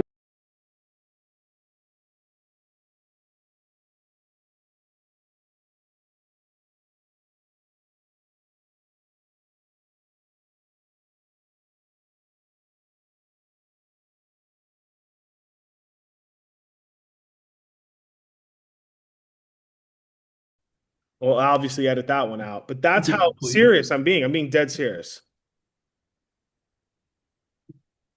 All right, sweeping changes needed in the Yankees organization to say the Yeah. least. Some changes. We need some changes, man. We need them. All right. I don't like them. Yeah, it seems like you're not even a fan of them at this point until they do something. I boycotted them for a year. A whole year. I did not watch the Yankees the year before Juan Soto. And then Soto joined the team and he beat the Houston Astros and I went, I'll watch them. I boycotted the team. My beloved New York Yankees. I feel like Frank Costanza. How'd you trade Drew Brunner? Hit 130 home runs, 100 RBIs. You don't know what the hell you're doing. Like, all my baseball people said, Ken Phelps, Ken Phelps, Ken Phelps. You got to wear cotton, breathable, lightweight material. All right. I think we got to get to our letter grades. Yeah. And I saw yours on, I think we were supposed to do this last week, and my apologies, I overslept. So I'm guessing some of your grades may have changed because I see on here you have the manager as a B, and I don't think that that's the case anymore. Um, or do I even have a grade for my manager? I don't think I do. Anyway, yeah, I don't. Anyway, I'll Next give. report card. You go Let's first. uh let's go position by position. So we'll do catcher. I'll say my catcher grade, a little explanation. You could do Yankees catcher grade, your explanation, and we'll do that for each position, just so we're both not talking constantly for Yeah. however long. All right. Good. Um, all right, so catcher, I'm going to give them a this was a tough one. I'm gonna give them a C plus. I think their hitting has not been great, honestly. I think they have like maybe like 6 home runs in the year for the whole position, which is embarrassing. But where they're not getting a D or an F is because they lead the league in caught stealings. They only allow 61.6% of steal attempts to convert, which is tops in the league by 5%. I think defense for a catcher is way more important than anybody leads on. So C plus, C plus for my Mets catching. I go. F. Okay. I'm not. I just did my little rant. So all I'm gonna say is we can't throw it out. We cannot throw out anyone. And our starting catcher, I just looked it up, is batting 217. Yeah, that was important too. Like Wells, I think was the Yankees were relying on Wells to get better, and he has honestly probably gotten worse, and to the point where they've had to start Vivas and even Ben Rice at catcher, which is probably not something that they plan going into the season. Yeah, So 217 to me is an F. I think 230 to 240 is a C. 250 to 280 is a B. You cannot bat 217 and be a starting major league ball player, but on the Yankees, you're thriving. So he hits home runs, right? no, Um, he is 15. He's not Kyle Schwarber. 15's honestly not bad for a catcher. Anyway, we'll go on to first base. Pete Alonso I think has started every game besides one for the Mets this year, and even the one game he didn't start, he ended up playing. I'm gonna give him a B plus. He carried us April and May. Cooled off. He's cooled off a little bit in the past like couple months, but I love Pete. B plus. He has like 20 home runs, 70 RBIs, whatever it is. I Love Pete. have Paul Goldschmidt. I have a B. Uh, Okay. his numbers, he's batting 291, 8 home runs, 37 RBIs. He's a pro's pro. You almost don't even know he's existing until he's a bat. Um, B, no problem. I have no problems with Gold. You know, the vets we bring in, I don't really have a problem with them. him and Goldschmidt. One of the things I would say is he's older, so like he's not a long-term solution. By the end of the year, we'll have another first base problem. He is 37 years old. So, B, we're gonna Please have to. don't take please don't take Pete from us. I I don't. could see it. I don't think your owner would let that happen. No. But anyway, all right. Second base, I have a B, straight B. Um, it's been mostly Jeff McNeil and Brett Beatty. Brett Beatty, written off, I think, before the season. He learned how to play second base. He was a third baseman his whole career. Um, above average player. He had a terrible start to the year. He's gotten better. And then I think honestly, Jeff McNeil is the most underrated piece on the team. 798 OPS. He could play third, second, right, left, and center. So I don't know. I'll give him a B. I like the position. It's been good. I don't think it's a position of need or anything. So Okay. My second base, I have Jazz. People might give him a B. I'm gonna give him a C. I'm gonna be old fashioned. He's batting 251. That's a C. you love the batting average.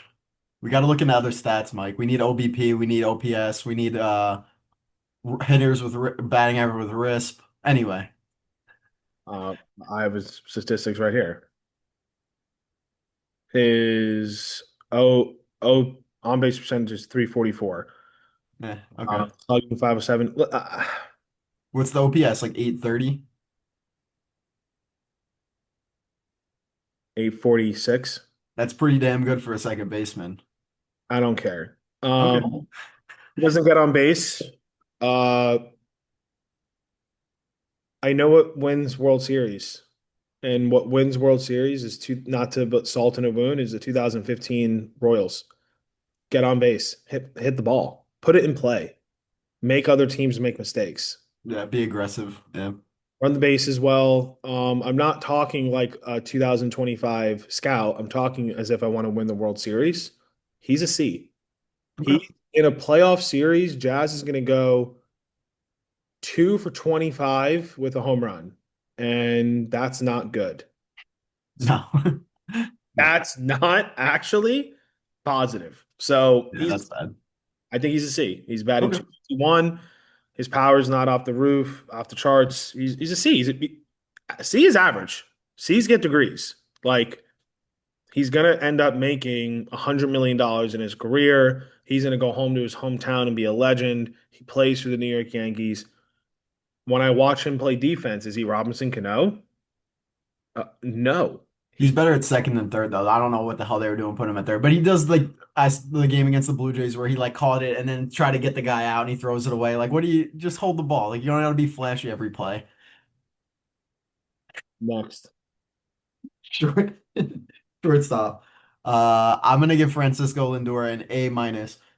Um, top five shortstop in terms of defense. He's had a rough month and change. He broke his toe playing against the Dodgers, and I think that sapped some of his hitting ability. But first All-Star appearance as a Met, which is insane because of how good he's been. That's And he had probably my favorite quote I've heard from an athlete this year. He said, "I'm not motivated, I'm disciplined. Motivation comes and goes." Um, I don't know. Makes me almost tear up just saying it because, like, I don't know, it's corny. But it's good. it's a good quote. Like, you're not gonna wake up every single morning wanting to do something, but you're disciplined enough to do it, and that's how he plays the game. I love him for it. I give him an A minus. I don't know where my Shortstop ranking. I think I could tell you the grade for that. um I just I don't know where my podcast thing went. Not that I need it. Not that I need my notes for this one. F. He's terrible. Anthony Volpe is terrible. It's almost the only way I could compare it in sports is you draft a first round quarterback, and if he doesn't work out, it sets you back 5 years. Anthony Volpe might be the reason we don't succeed over the next during Aaron Judge's prime is we don't have a shortstop. He's bad defensively.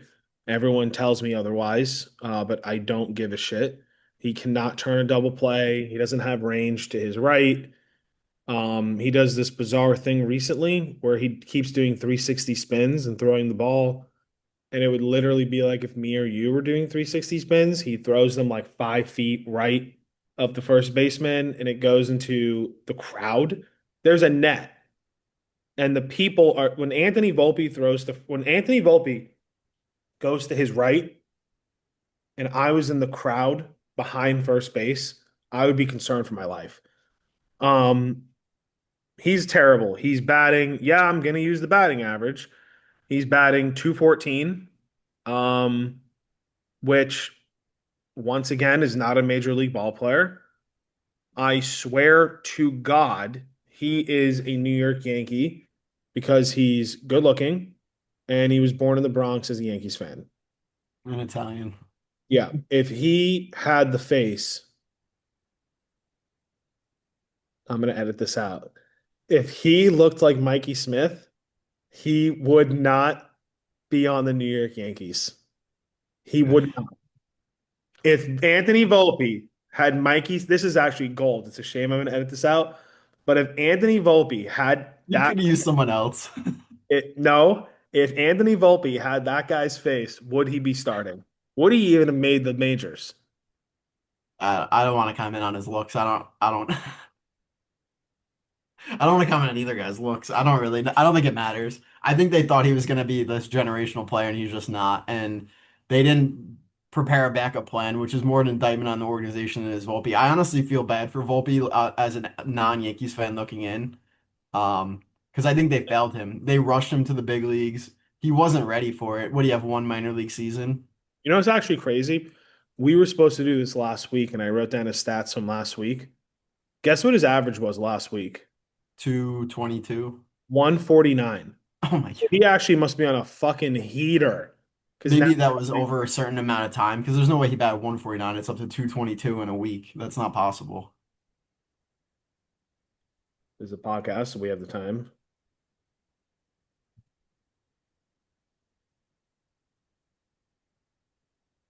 Anthony Volpe.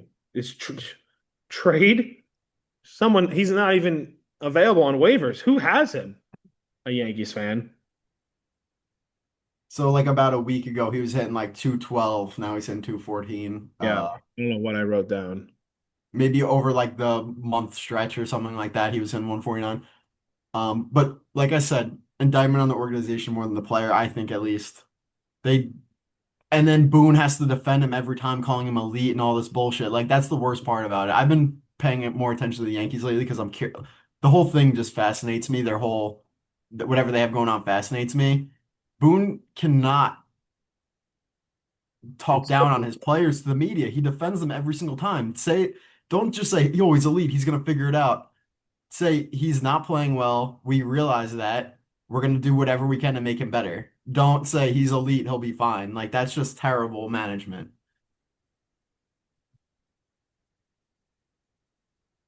yeah. Yeah. Yeah. Yes. It is kind of like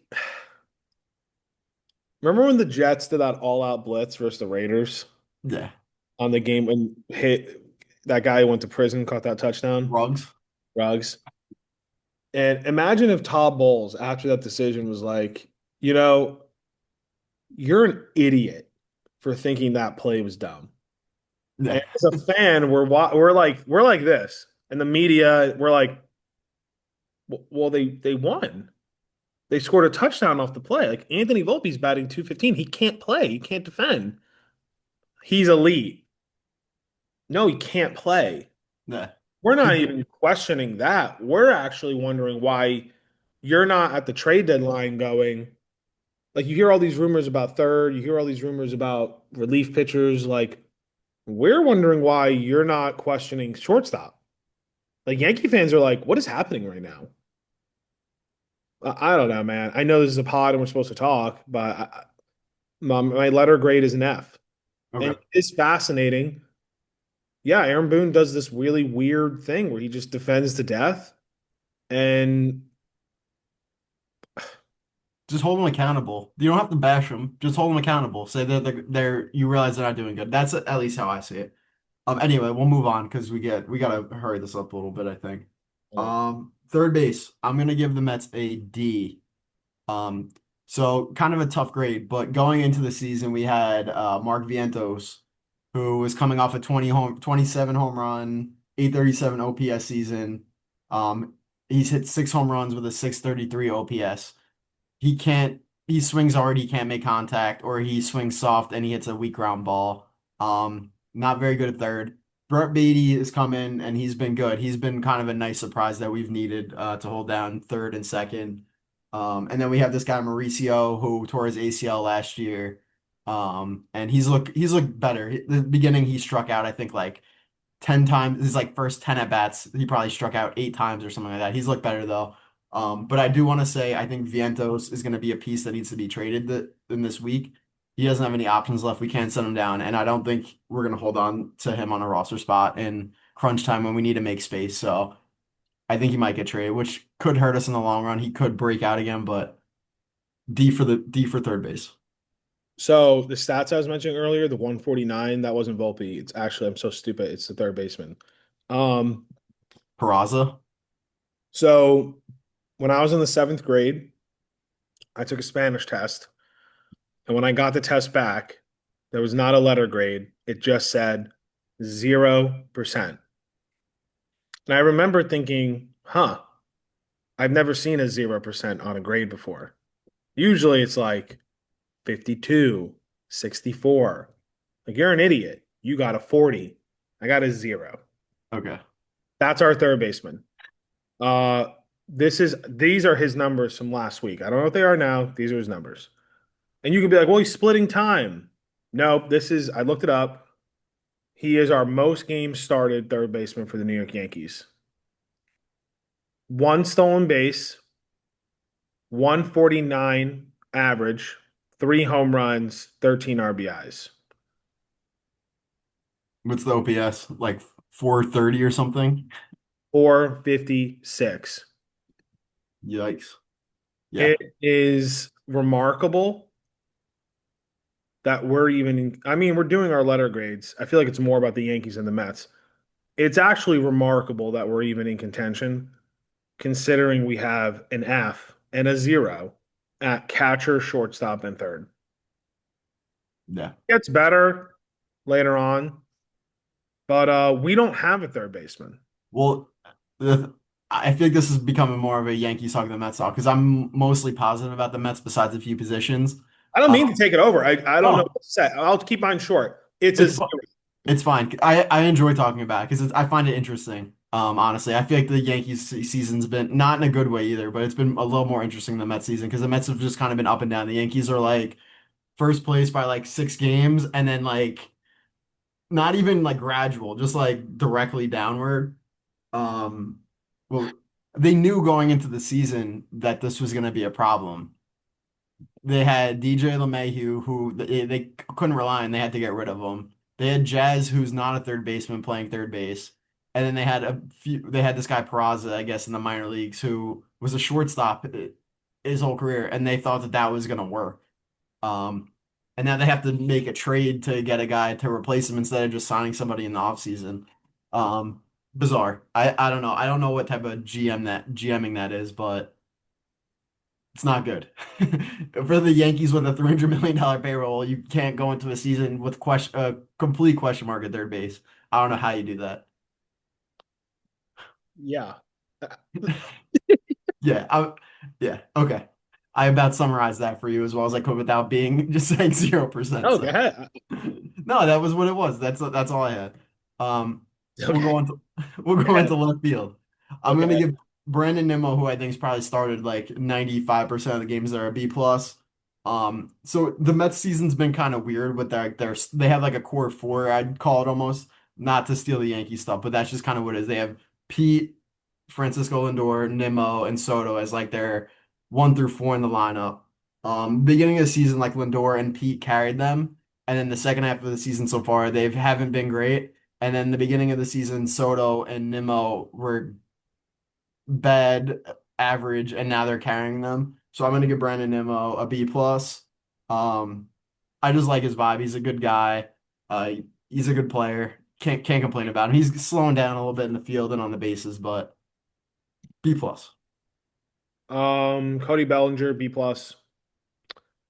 19 home runs, 58 RBIs, 284 average. Just It's seems good. like just a pro. Yeah, Uh, Only 29 years old. He's a free agent this upcoming year. yeah. I hope we do not sign him to something ridiculous. Get He's gonna eight. get a decent contract. He's going to get a decent contract. I just believe he's 29. Like you just can't give him a 10-year contract. So It's gonna be 8. he'll either go to like a mid-tier club like the Giants or the Cubs for like 8, or he'll go to an elite club. When I say club, I mean money. Or he'll go to an elite club for like the Yankees or the Mets for 6. And no complaints. He's a really good ball player. No Aaron Judge likes him.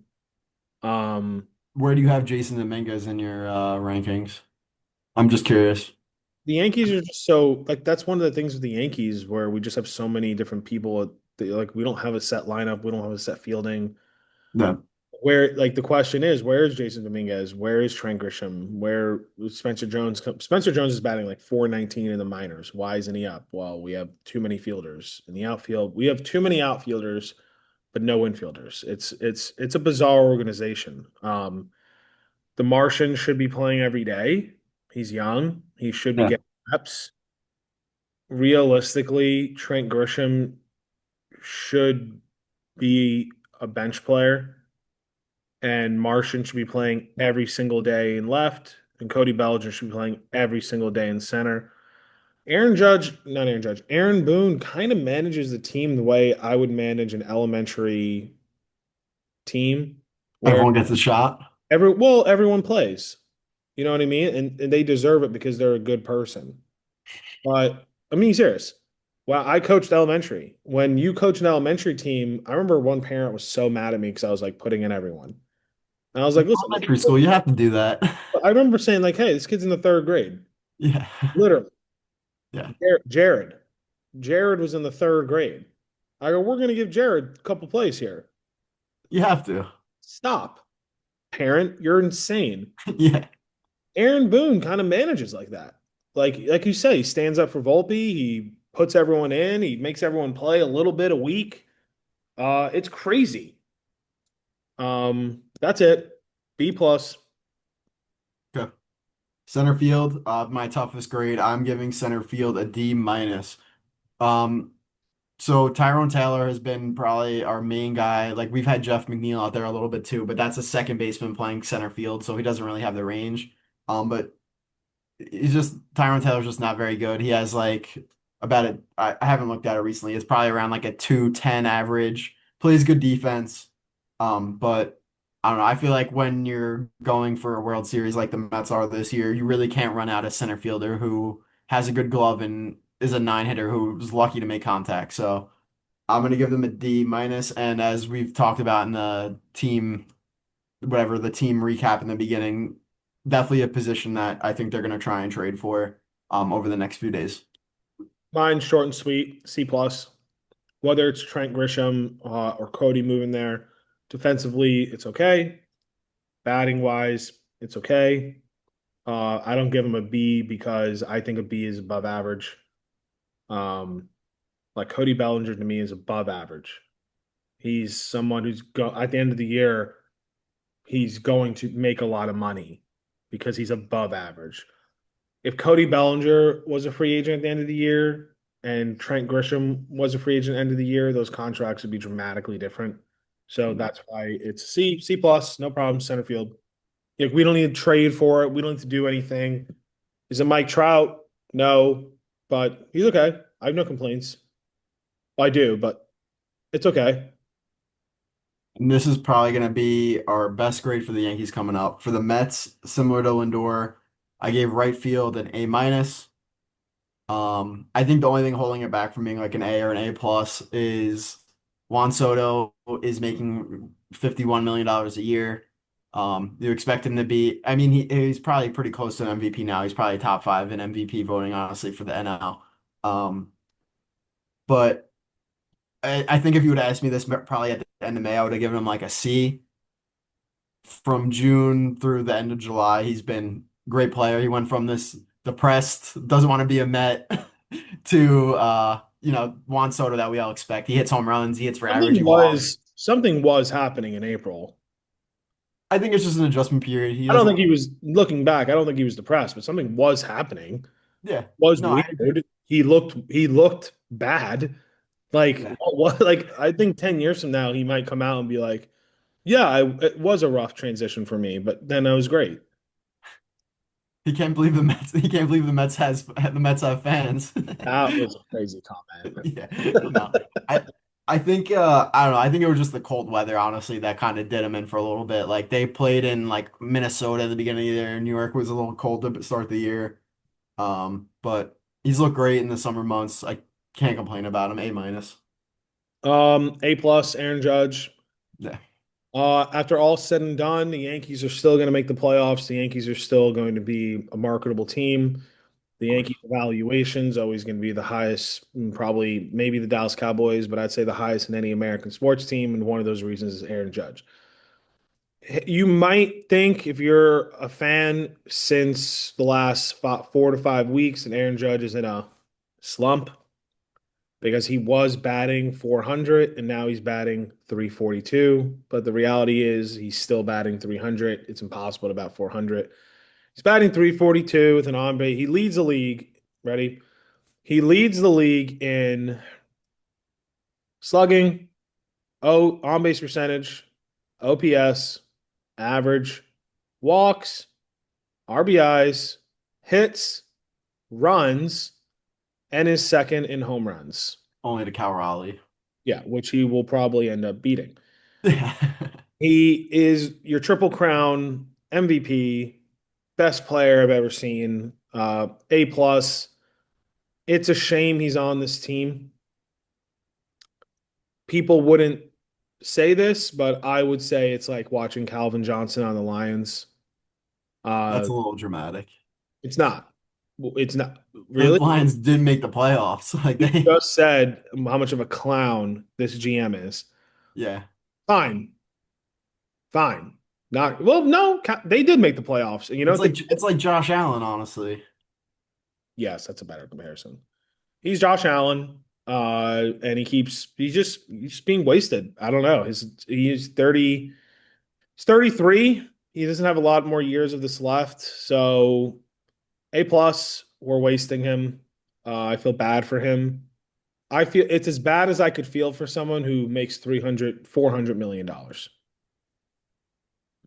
Yeah, and hopefully when he makes the postseason, he does something for your sake, for everyone's, for all the Yankees fans' sanity. Because I think if he Not does this, winning. and where if No, we can't win.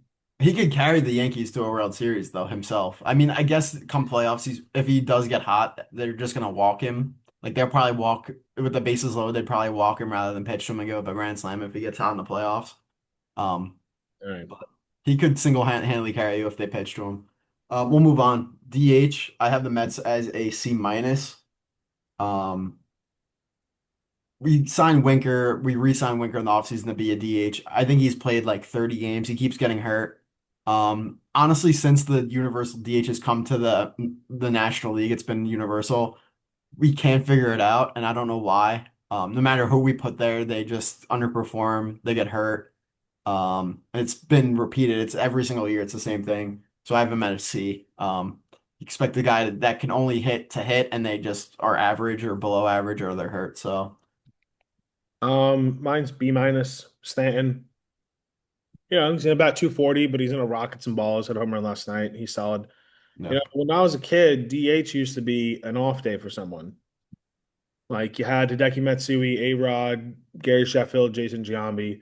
They all played. DH literally meant off day, but you were still batting. Now DH is actually a full-time position. And you know, B minus. but Stan, they need it to be a full-time position because he can't play the field. So like, it's either He he plays DH or can't he doesn't play. can't run. Yeah. He can't Yeah. round. He can't round third. Yeah. Don't even. Listen, I'm giving him a B. Like he's fine. He has his role. No problem. All right. Fair. All right, starting pitching. I gave the Mets an A minus. I think going into the season, and this was last season too, honestly, everyone thought that the Mets rotation was going to be bad. They were going to be bottom 10, bottom 15. They're, what is it? They have the fourth best ERA in baseball, the starting pitching alone, second best in the NL. They converted Canning before he got hurt, at least, from the worst ERA in baseball to a 3.77 ERA. It sucks he got injured because I really enjoyed watching him. It was a cool story. Senga, who was out most of the last year, turning in looking like his 2023 self, where he finished second in the Cy Young voting. They successfully converted Clay Holmes from a reliever to a starting pitcher with a 3.7 ERA. He's been good. He pitches 5 innings a game, but that's fine. You get that. You take that every time with a 3.7 ERA. And then David Peterson has been our workhorse. He goes like 7 innings every game. He'll allow 2 or 3 runs, which is about all you can ask for. And then we finally got Manaea and Montas back, who have been out from like the beginning of the season to like July and June, respectively. So A minus. I've been enjoying their pitching. It's been underrated part of the team. I think people will be surprised by my rating. I'll just give it a B. Yeah. We Freed and Rendon basically carry us, and then we kind of just have like the Island of Misfit Toys. Heel comes back soon, and I think what the Yankees are actually planning, because I know Cashman is a three-man rotation for the playoffs with Freed, Rendon, Heel, which you can do Yeah. and ride, and then the fourth starter would probably be like bullpen day or Schmidt. Well, the Schmidt He's done. Yeah. is gone. So B, it's not crazy. I Uh, think a few weeks ago, like maybe even the beginning of June, this probably would have been an A to an A plus. I think Freed's cooled off a little bit, right? Rondon's yeah, here and there. they're just they're Fried and Rendon are good enough to get a B, and then the other guys just do their job. Like pitching's not the problem. Well, the Pitching, bullpen is. pitching's not why we're losing. It's because we literally cannot put the ball in play, run the bases or field. Their bullpen's been god awful lately, but Yeah. we'll go to that next. I have the Mets as a B plus in the bullpen. 10th overall in baseball in ERA with the sixth most innings pitched. This has mostly been three guys. So we have Diaz, who's like has like a 1 ERA or something like that. He hasn't. I think he's allowed 1 run in the past like 2 months. Brazaban, who was overlooked, going into the season. We traded for him last year, and he was terrible last year. And this year he's been solid. And then Reed Garrett, another story from last year that's just carried over. He's been really solid. Um, it's our bullpen should actually be way better, but we lost 4 guys. So we lost Minter, Danny Young, Danielle Nunez, and Kranick all throughout the season. But I think one of our GM Stearns' specialties is getting bullpen guys in, who kind of get overlooked and they have talent. So we added Brooks Raley the midseason, and then we just traded for this guy Soto. I think he's gonna make 1 or 2 more swings as well in the trade at the trade deadline. So B plus. Mine's C plus. As bad as they've been recently, if we have a lead, we got Weaver, we got Williams. Yeah. The game's not over. I'm watching, Yeah. but it's not an F. It's not above average. I'd probably argue we're middle of the pack of baseball. Not to be boring, but C Yeah. plus. That's fine. And then manager, I actually didn't write this down. I'm gonna give our manager a B. I like Um, the manager's name. Carlos Mendoza. He was the Yankees bench coach for like I don't know how many. He was the Yankees bench coach for a decent amount of time. Okay. Gonna give him a B. Uh, so he's actually does this like weird thing, or at least he's been the Mets manager for 2 years. He does this thing where like all of a sudden he realizes like, hey, like the way that this lineup's configured isn't working. I'm just gonna move them all around and just give them different spots, and then they all of a sudden all start hitting. And I don't know if that's just coincidence or whatever, but like last year, Lindor was batting second, Nimmo was batting first, and then the rest of the lineup kind of stayed the same. He just like flipped them, and they both just started going off. And then he did the same thing this year, but opposite, where Lindor was batting first. I think Soto was second, Pete, and then Nimmo. And he's like, all right, I'm gonna put Nimmo first, Lindor second, Soto third, Pete fourth, and it just like works. So I don't know what type of black magic he's running, but that works. And then the reason why it's not an A is just because the bullpen management's been kind of weird. Like he'll throw like Ryan Stanek in for like a save for a one-run save when we have like Diaz rested for like no reason, or he'll throw in like a scrub when we're down by 1 run and allow 4 runs, instead of going to a guy who could keep us in the game. So I think that's the only knock is his bullpen management sometimes could be a little shaky, but he's a good grade. I think he's been good this year. We have a decent record, so and Good. Your whole report card's positive except for center field. yeah, and third base. Yeah. My guy's a C. He's not an F because I think he does exactly what Brian Cashman wants him to do. Kind of reminds me of Jason Garrett on the Cowboys a few years ago, where like Jerry Jones low-key did not want to fire him because he was just doing everything Jerry Jones told him to do. He's living the dream life, man. You know, he's married to Aaron Boone is married to a Playboy bunny. Is he? He is. He is the Yankees manager, and he pretends to be upset. Does that make sense? He's Yeah. not actually upset. It's like theatrics, like when he got thrown out against the Blue Jays, like he did look like he was actually mad. It looked like he's like, all right, I need to get thrown out and I need to look mad so my guys get fired up. If he actually meant some of the things he was saying, he would be like, Volpe, you're benched. Yeah. You're batting 200. You're terrible. You're benched. Clearly, the analytics department and Brian Cashman are like, say he's elite. All right. He's elite. Like, he's a puppet.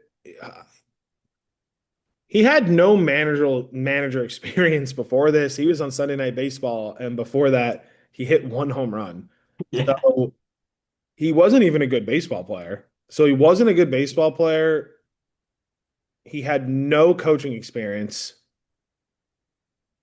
and he doesn't know what he's talking about. But the reason he's not an F is he does do exactly what his management wants him to do. I just started that job at the Olive Garden. The manager goes, any questions, any concerns? And I said, I know how to serve. I just don't know the Olive Garden way. She loved that. She was like, I love that. You're going to blah, blah, blah, blah. He just does everything he's told. So that's not a good manager, but he's not an F because he's doing what he's told. Like Following orders. Austin Wells, The Martian, Volpe, every prospect's a bust. Yeah, pitcher goes 3 times around the lineup, pull him. There's got to be some type of organizational issues where they have these guys that are supposed to be good prospects and they get to the major leagues and they're just not they don't develop, like they don't get better. They stay kind of what they are. Whoever is the scout for the Oakland A's, or where are they playing? Sacramento? Yeah. They just Whoever is the scout, whoever is the GM, whoever is player development, hire them. Now, They today. have the luxury of getting high picks though too, which helps. Like they have like the I don't one give a through shit. five pick every single year because of how bad they are. I bet you're wrong. Kurtz is like a top five pick. I think last year's draft, 2024's draft. Jacob Wilson too. He's Jacob Wilson was sixth overall. Jacob Wilson was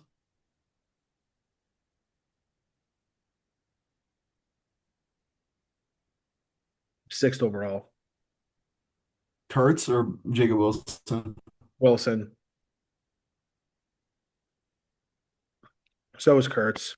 I mean, you're right, but he was the fourth overall. Yeah, it helps. Helps at being bad. It does.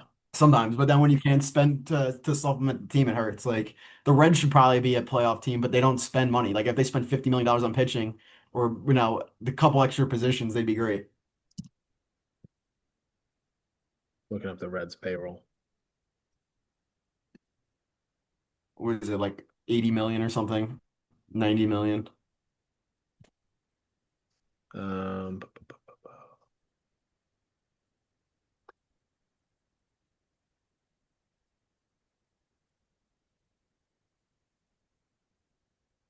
it's not a lot. Their highest paid player is Martinez. Yeah. Yeah, they're at $90.1 million committed. Yeah, if they were at like 130, they'd win the World Series. Yeah. Who the fuck is Nick You Martinez? get like a couple you get like a couple extra bullpen pitchers, you got like one position that they need, like maybe a first baseman or something, and they have a great team, but it's just how baseball is. Like Yeah, you're almost bad on purpose, which is not good. yeah. Um, I know they did that. Cubs did it. Astros did it. Whatever we're doing, it's not working for 20 years. So anyway, um, yeah. Anything all else? right. The only other thing I'd say on a positive note is I've been watching Abdul Carter highlights. He looks awesome. I'm really looking forward to football season. We got like 5 weeks left or six. Really, really, really looking forward to football season to right here. In the summertime in Florida, it's super depressing. It's like our winter. We really can't go outside. Like today, it's 1 p.m. I really cannot go outside till about 6. It's so fucking Yeah. hot. Just humid, right? Humid, hot, the bugs. You really can't. Well, football season in Florida just is kind of like a sign of better days to come. So Abdul Carter and the Giants, I'm looking forward to it. Fantasy, I'm looking forward to it. Mikey Smith's going to be the clown August 11th. We're looking forward to that. So looking forward to football. Yep. I said in the group chat, I can't wait for Yankees error and the it pans the bites and the crowd like with the I clown like man. that Indian dude. So, all right. All right. All right.